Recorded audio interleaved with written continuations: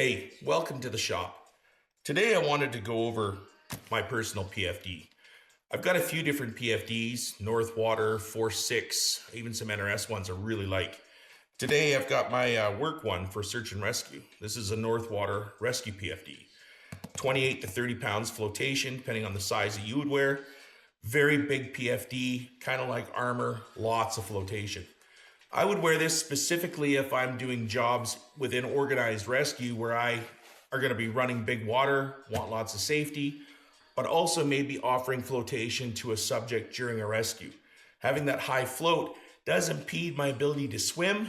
It's a little more cumbersome and bulky, but it is purpose built for that kind of work.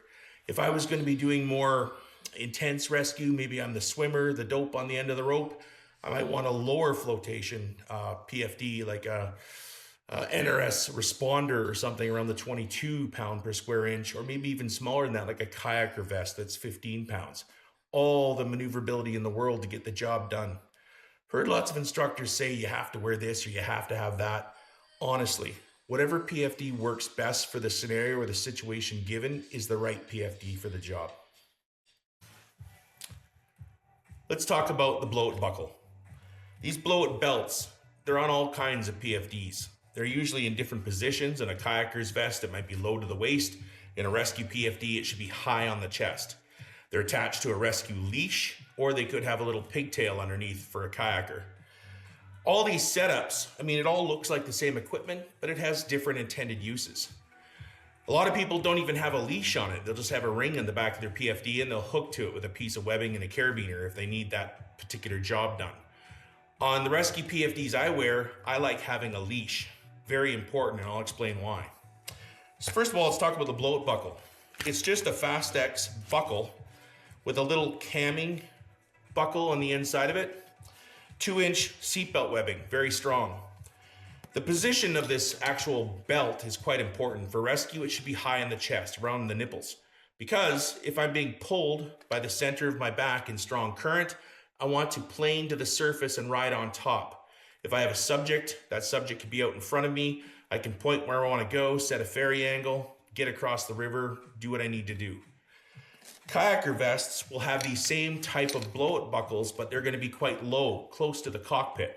If I'm towing a person, a paddle, a kayak, or whatever I'm hooking to, I may have a pigtail that comes from the center of the back, underneath the arm, attached to the PFD where I can get at it. I want to be able to paddle. So I want everything where I can get it and still get my paddle. I also, if I'm pulling on something in the river, I want to be able to lean away from it, low to the cockpit, so my center of gravity is low. And when I'm pulling on whatever I'm pulling on that belt, it's not pulling me over in my boat. A rescue PFD, totally different. It's got to be high, get you on the surface. It's just the way to go. Now, this buckle itself, there's some things about it that most people don't explain when they no one reads the instructions. Some instructors have very varied opinions on how this all should work. Now, this is my experience. This is how I teach it. This buckle has a cam buckle on here, which creates friction, okay? The buckle itself is like 6 or 10 newtons of force to blow it out. So if you're like under 100 pounds or a small child, putting straight through the buckle is probably enough friction to hold the belt on your person when towed in the current. If I need to deploy it, that's not so much pressure that it's going to jam, it's going to come free, okay? If I'm, say, 100 pound to 200 pound, I'll probably go through one of the friction loops and then go through the buckle. That is enough friction to hold my body mass out in the current, and when I deploy it, my body weight will be sufficient enough to break the friction and basically deploy the belt. Now, if you're a large mammal like me, you need all the friction you can get. So between 200 and 300 pounds, I'm going to go through both friction holes in that buckle, and then I'm going to go through the Fastex, okay? In this position, I found through testing that when I'm being pulled in, say, 15 kilometer an hour laminar flow, I produce almost a 1.4 kilonewton pull force, which is really, really, really heavy. Having that 2-inch webbing high on the chest around the actual PFD doesn't crush you. And I found that this particular setup, both friction holes through the buckle, it holds the weight, no problem. And when it's time to deploy it, one hand, two fingers, I pull that knob, everything comes free, doesn't jam up. The reason it doesn't jam up is that I've done, through experience, some modifications to my PFD. When I get this PFD, this 2-inch pieces of webbing here is going to be quite long. They usually have it for the XXX or large one. It's a one size kind of puts on all the PFDs. I found that with Northwater anyway. It does make sense. Two things. If you're in a medium PFD, this webbing probably is quite long. If it's really long and it's hanging down, it puts a fold into that webbing. When you try to deploy it, by pulling that buckle up, there's a hard plastic blade that actually pinches against the webbing. That fold can actually get sucked in, jam against the buckle, pulls it shut, and you're trying to get out. The force of the river's pulling on you and it's jammed in. You got to get your thumb in there, start cranking on it, get yourself free. What I find is, if you leave, when you get the PFD, cut the excess off. Give yourself like 6 or 8 inches tops, kind of the length of a finger, width of a palm. Big like mine, it's about 6 inches. If you melt that nice and smooth, just have it long enough that it's sticking out. Don't cut it too short. You know, our PFDs fit different from spring to fall, so we want to make sure we have enough material there for the whole year. We want it, when we pull it, it just gets sucked right through the buckle and it's deployed. Also, if you're a big guy like me, you usually don't have to trim it. It's usually pretty much close to the same or the right length that you need. But in the factory, most of these manufacturers will use a hot guillotine knife to cut the webbing. What that does is it puts a hard plastic melt ridge on one side of the webbing. When it got manufactured, whether it was sewn on one way or the other, that little ridge could actually be in a position where it lines up on that plastic buckle blade. So if you don't get the buckle fully deployed, that hard plastic ridge can come in, catch onto that plastic ridge, and actually pull it shut. Also making it very hard for your friction to pull it out, okay? So trimming it to the right length, melting that edge, making it nice and smooth, really sets yourself up to succeed. Now, the leash, this particular leash with Northwater is quite well designed. As you can see, it has a very smooth profile against the PFD, so it's not going to get caught on things very easily. Inside the pocket is a bunch of webbing so that when I deploy it, it is as long as my arm is long. So wherever I'm reaching, trying to hook into something, I have the material to do that. But when it's stored away very cleanly, okay? This particular design is kind of a newer one. The snap is kind of free from the actual carabiner itself. I really quite like this because when you hook into the carabiner when it's attached to the PFD, when it gets pulled, it snaps free. Almost all of the old leashes, except for maybe Salis, who has a vertical carabiner mount, there's a 1-inch piece of webbing that comes around the carabiner and snaps to the top. I find that can jam very easy. When you hook into it, you literally have to deploy that snap, or it could actually bind you into the PFD face first into the current. Something very, very, you got to be careful of that. The carabiner you use. I've heard so many things over the years going from a QD to a wire gate to a locker. Oh, can't use a locker. It gets jammed up with sediment and sand. Go back to a QD. Back and forth, back and forth. Here's my take on it. This carabiner should be best suited for the purpose. If I'm just using an anchor on shore and I'm just clicking to a pseudo anchor and doing throw bag throws or something, I probably want something I can quick and click to. If I'm using this for organized rescue work where I may have my life depending on it, I want a locker and I want a good one, okay? There is some dangers of having a locker on there. It could get jammed up with sediment, what have you, but it's your gear. Every time you put it on, make sure maybe it's a closed or open position, whatever you want it to be, make sure it's free. Personally, I like a barrel gate. I like a nice wide mouth so that I can get something in there if I need to. And I always have it in the open position. I find that if I jam it up there, it'll stay open against the PFD. It seems ready for me. Why I like it that way is this. If I'm getting into real trouble in the river, if I'm pinned or entangled or stuck somewhere, hanging onto something, someone throws me a throw bag, I want to be able to hook into that carabiner with the rope and then forget about it. It's very difficult in a life or death situation or a bad situation where I'm waiting till the end of the rope comes to me, finding the bite at the end, clicking it into the carabiner, deploying my extrication leash. What's that about? Your brain doesn't work that way. All of our throw bags actually have plastic discs in the back of them so that they won't fit through a carabiner. If someone throws me a line and I'm in trouble, I want to be able to grab that rope, bring it to my PFD.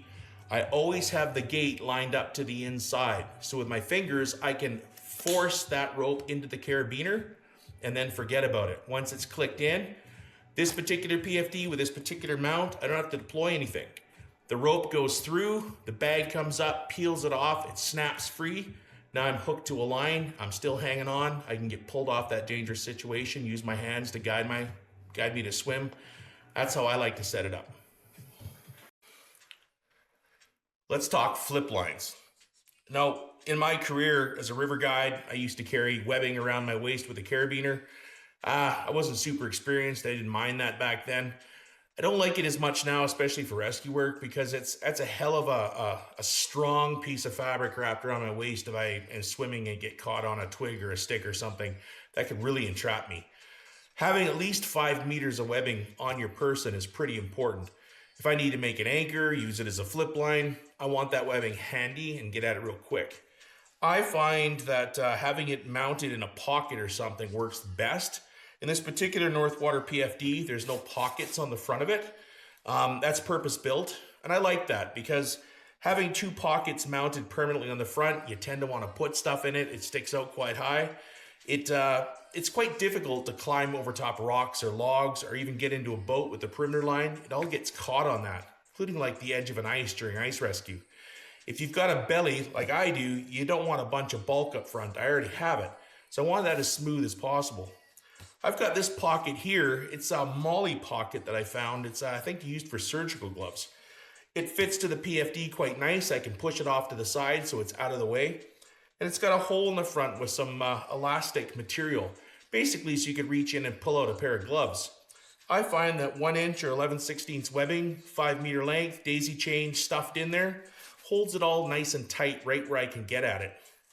I've got this auto gate NRS carabiner here. I think this one works pretty good. Northwater makes these little snap buckles that you can stick on to hold the carabiner, and I've got the gate positioned in such a way that it's being held into the pocket so it's not sticking out. I quite like having the auto lock on here because if I'm swimming at something, maybe a perimeter line hits against it, it's not going to automatically or accidentally open and click onto something and entrap me. But if I need to make it useful or use it, it's quite easy just to spin that gate, click it onto a perimeter line, pull out that webbing and flip a boat over. However you set it up, make sure that it's not an entrapment. It's easy, you can get at it quick, and you know how to use it. Let's talk about throw bags. In BC Search and Rescue, we tend to have 2 throw bags for our responders.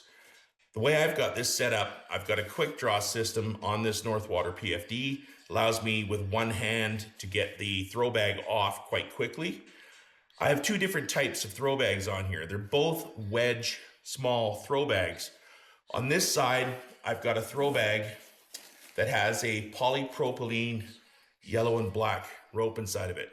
It's not a super strong rope, but it's very malleable, it's very light, and it floats really well, and it's quite visible. I really like this one for throwing in the river. This is my go-to throw bag if I'm gonna do a quick improvised rescue. The main reason is that this rope is light and malleable. I can pack almost 75 feet in this bag, and it throws really good and really far. You'll see I don't have a knot on the end of this rope. This rope is also the one I would throw primarily from a raft or a cataract. We use those boats a lot in organized rescue. I've heard a lot of instructors talk about, thou shalt have a knot on the end of the rope, or thou shalt not have a knot on the end of the rope. I don't care. This is my take on it. Over the years, I've heard that adage from many people, and some not bad reasoning for it, but most of it is just BS. What I find is putting a knot in the end of the rope. Yes, having a knot in the end of the rope is going to increase danger of being caught on something, caught in the substrate of the river or some rocks on shore. That is always a possibility. But then again, there's lots of situations where having a knot in the end is something I can hang on to in a strong pull.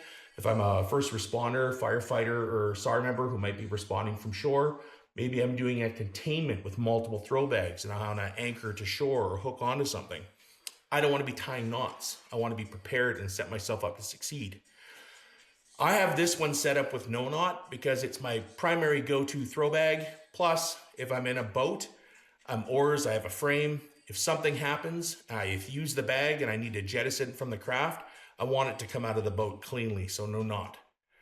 On the other quarter, or the other side, I have this other throw bag. This one is a Spectrex rope. It's quite strong, and I use it more for organized rescue type situations. And I've got this setup completely different. This one not only is a heavier rope for rescue work, but I've also got a cross-line reach tool pre-mounted inside of it and ready to go. It's on a black diamond 30 centimeter sewn sling. It's girthed to the end of a bight on the rope. I have that there because in situations where a boat gets away or someone's thrown a throw bag or we're trying to get a line across the river, it's too far to actually throw. Someone on the other side can throw a throw bag to me. It lands in the water, starts to pendulum downstream. I can pull this out, get it spinning, whip it out over across that other rope, lock it into the rope, get it off my hip. Now I've got a connection across the river. Also, if I'm a first responder and I'm throwing from shore, maybe I'm chasing multiple people, I hit somebody with a bag, I can literally wrap this around a bush or a tree if there's a clean pendulum, lock it off, keep going down the river to get the next one, or help the person I've just throw bagged. Lots of different reasons to have it, a few not to have it, but I got one of each. I'm set up for every situation I might have. I quite like this rope. The Spectrex is quite strong. I can use it for hand lines, a haul system. I can set it up in many different ways, and it's also still a really good throw bag. Remember, how you set it up is based on your experience and the job you're doing. I'm trying to cover all the bases here with my setup, and this is what works for me. Let's talk cutting implements. In BC Search and Rescue, we're required to have 2 cutting implements on our PFD. The way I've got it set up is I've got a NRS pilot knife up on my left shoulder, and I've got a pair of medical shears, okay? It's the combination I like the best. Over the years, I've had all kinds of fancy knives. I've really settled on a pilot knife. It works really good for me. With all these river knives, they should be able to release one hand, 2 fingers, usually kind of a 2-click mechanism. They come free. This particular one, I really like the design of. It's a true river knife. Now, thought's been put into this, so it has all kinds of features on it. It's got a window punch. It's got a bottle opener, important for river guides. It's even got a little notch in here that fits onto an O2 bottle perfectly for opening and closing. But the big part is that it's got a blunted tip, it's got a dull edge, and it's got a serrated edge, a blade at the top, and a little kind of a rescue nook in there that'll cut rope really easily. That is purpose built. If I have to cut a rope off a subject's neck or off their arm or off their leg, I want to be able to take that blade, put it to bare skin, shove it underneath without cutting them, turn the serrated edge away, pull away from the subject, cutting that line free. That's pretty important. Purpose built in the sense that a lot of people say, oh, this side's not sharpened. They want to sharpen it right away. The dull edge is there for a reason. It's so you can cut lines off people without skewering them. That's quite important. One thing about this knife that never really impressed me is that the NRS logo is on the side. The serrated side is to the left of the logo. It's kind of problematic. The way I want my knife on my PFD is that I want the serrated edge facing down my arm to the inside. So when I have it in its sheath, when I grab it, that serrated edge is always in a position where I'm pulling away from a subject to cut something. That's pretty important for me in my experience. The logo is actually on the other side. So when people put it back in the sheath, they always want to put the logo out, which puts the serrated edge to the left side. Now, as I said, the majority of the populace is right-handed. We almost always mount them to the left side of our chest. So having that blade put in a position so that when you're pulling it out, the serrated edge is always to the inside, I'm really just setting myself up to succeed. Scissors are an excellent second tool.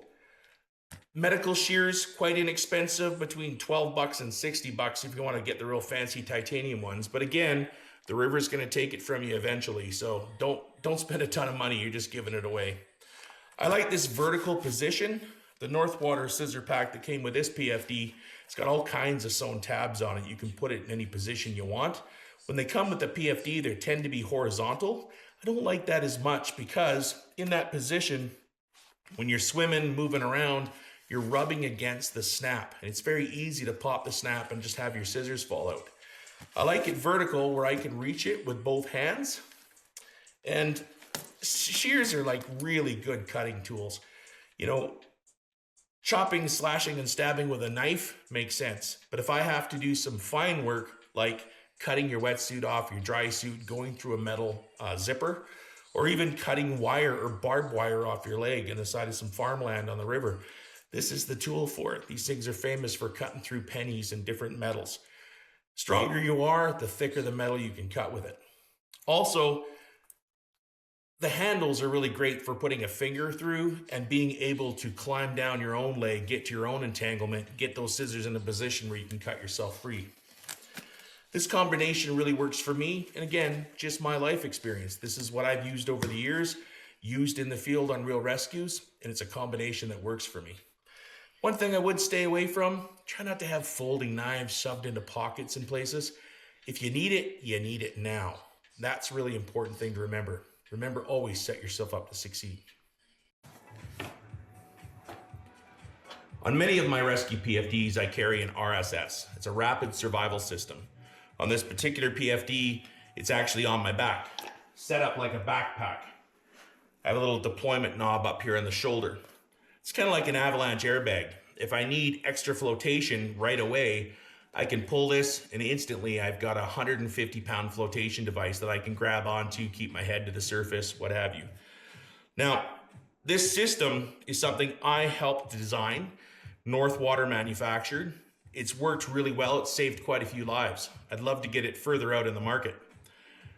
One thing about this device is that originally it came, and still does, in a throw bag style. It's attached to your hip for recreational use, and you put it into your blow-it buckle at the back, same spot where your leash would be attached. Inside here, there is 2 CO2 cylinders in that 150-pound flotation device. If I pull on this knob really hard, it rips the Velcro, it pulls the device free, and inside you've got this bag. This bag is basically a very large horseshoe. When it inflates, it gives you that 150-pound flotation. It's attached to your blow-it buckle. It's very short, 8 inches, so that wherever you are, you can reach it, pull it to you, get your body onto it, get your head to the surface, and use that flotation. If it gets caught on something or is impeding you, blow at your buckle, it's gone, it's free.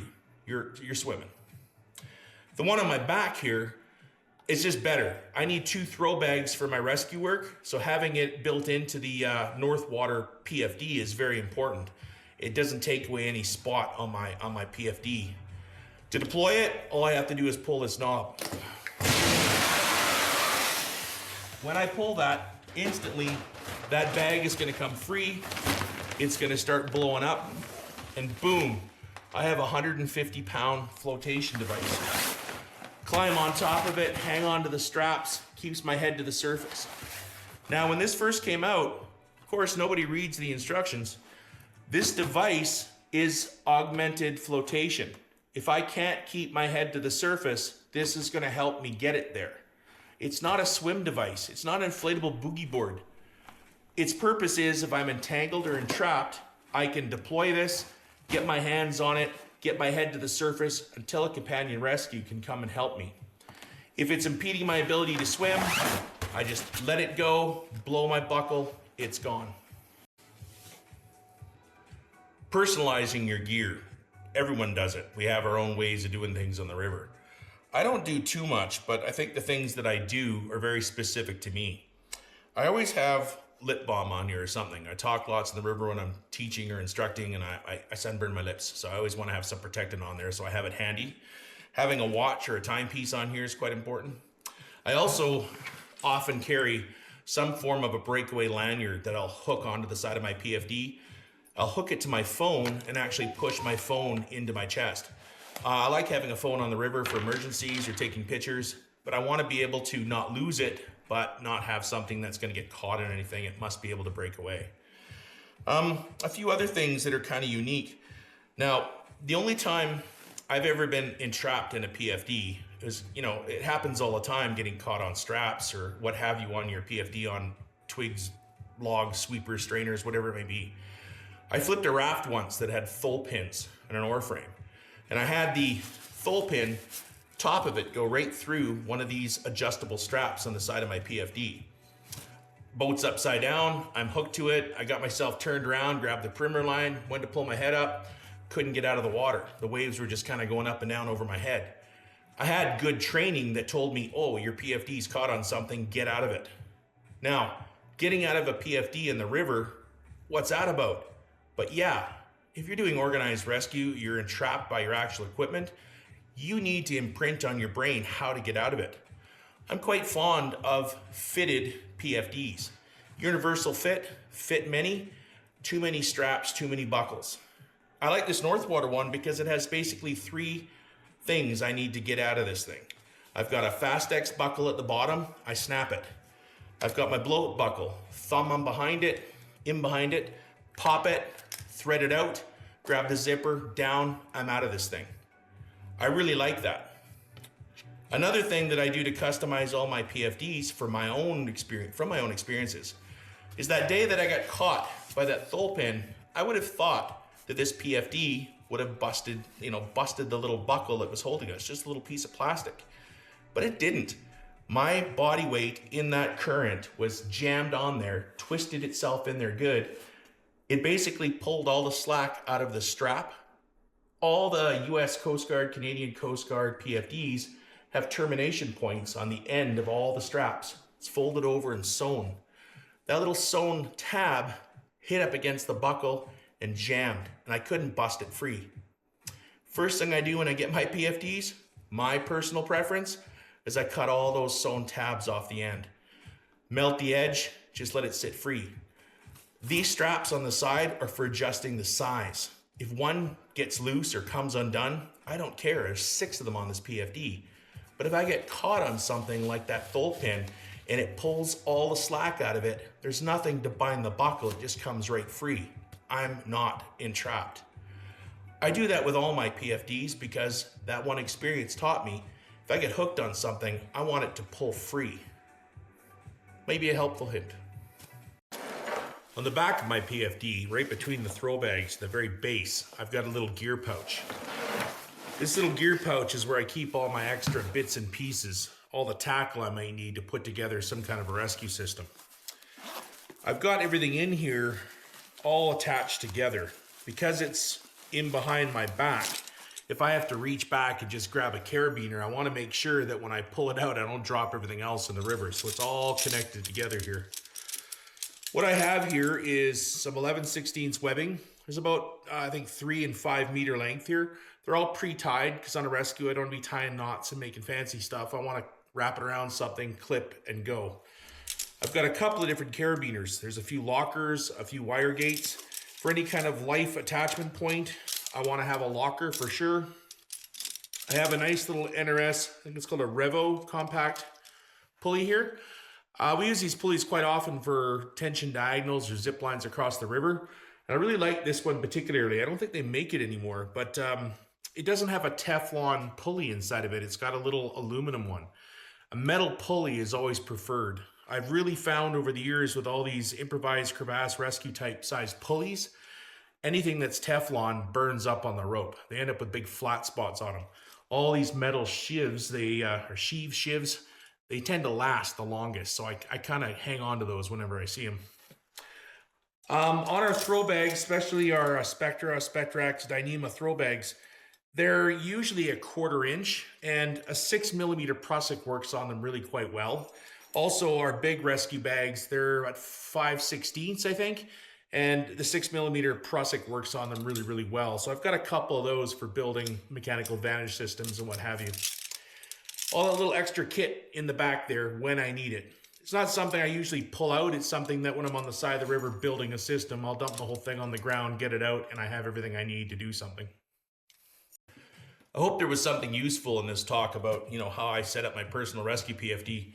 I have many different PFDs, as I said, and they're all set up a bit different, but this is how I set up my search and rescue PFD.